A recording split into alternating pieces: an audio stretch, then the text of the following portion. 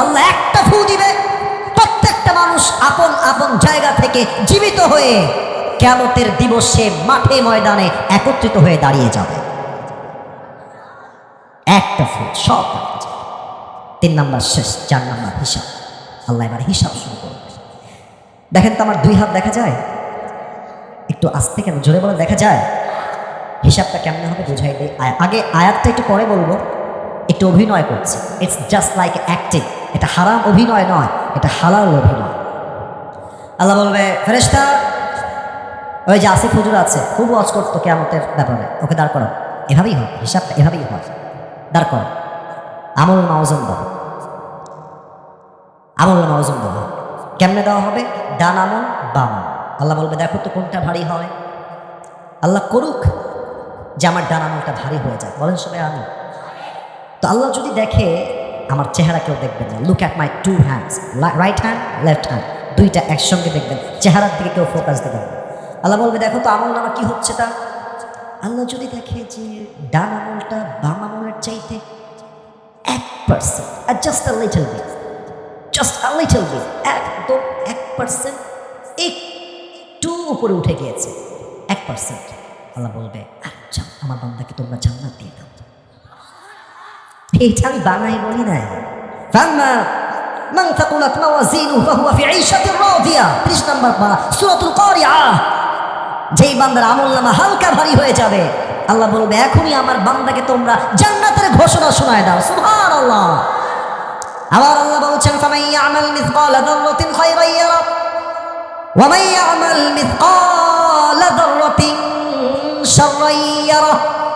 If anyone has done an atom sort of good, he will see it.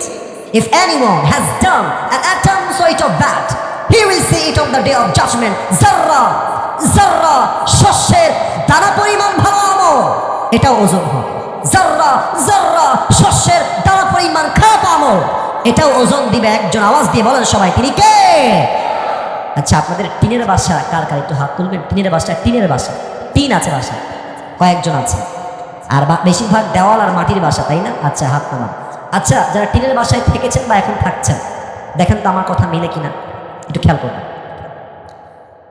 ফজরের পরে সকাল যখন 7টা-8টা বাজে, আমার কথা কি বোঝা যায় নাকি যায়? দেখবেন যে রোদ উঠে গেছে। ফর এক্সাম্পল, এটা হচ্ছে আমার মাথার উপরে টিন, উদাহরণ হিসেবে বলছি, বাস্তবে টিন কিন্তু না, এটা আমি জানি। তো সকাল বাজে 7 থেকে 8, আপনি দেখছেন রোদ উঠে গেছে, আর রোদের আলো কিরণ টিন দিয়ে ঢুকে বাসায় ঢুকে, দেখবেন লাইন হয়ে ঢুকে আলো, এবং দেখবেন এই আলোর মাঝে ছোট্ট ছোট্ট ছোট্ট ছোট্ট কিছু ধুলিকণা দেখা যায়। ধুলা যায় যায় যায় যায়। আচ্ছা, নওগাঁর ছেলে বলছে, আজকে তোমাকে আমি ধরেই ছাড়ো ময়লা, তুমি যাবা কোথায় বাবু? ধরার জন্য হাত ফেলেছে, ধরে ফেলেছে।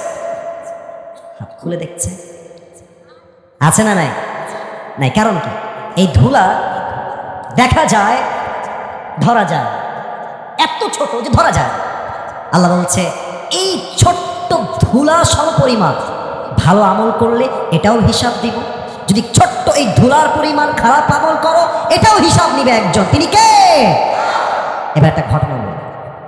আপনার সবাই পাকিস্তানের একজন টপ ফেমাস স্কলার, নাম হলো মাওলানা তারিক জামিল। নাম শুনেছেন কেউ কেউ? তারিক জামিল। দেখবেন সাদা পাঞ্জাবি পাগড়ি এবং সাদা পাঞ্জাবি পর, দেখতে নুরানি চেহারা, ভাষা হচ্ছে উর্দু ভাষা। তিনি বললেন, ইউটিউবে শুনছিলাম সেদিন বসে বসে একটা হাদিস, কিয়ামত के दिन एक बंदा खड़ा होगा जिसका दोनों अमल यूं बराबर हो जाए, ना इधर ना उधर, ना उधर ना इधर, दोनों बराबर, দুইটাই সমান সমান, 50-50। এবার বলেন তো, দুইটাই সমান সমান। নগর মানুষের বুদ্ধি অনেক ভালো। বলেন তো এবার, দুইটাই 50-50। জান্নাতে যাওয়ার জন্য আমল লাগে আর মাত্র কয়টা? একটা। বলেন সবাই, কয়টা? একটা হলেই জান্নাত। তো তারিক জামিলের ভাষায় তারিক জামিল বললেন যে যুবকটা মনে মনে বলবে, टेंशन की कोई बात नहीं है, मेरी बाप यहाँ पर है, मैं अपने बाप से कहूँगा, मेरी बाप, मुझे जन्नत में जाने के लिए बस एक अमल की ज़रूरत है, तुम मुझे एक अमल दे दो तो मैं जन्नत में चला जाऊँगा। अब्बा, তোমার ছেলের একটা আমল লাগবে, দান করে দাও আমাকে, আমি জান্নাতি হয়ে যাব। যুবকটা বলবে, কোই টেনশন নেই, চলো আব্বার কাছে।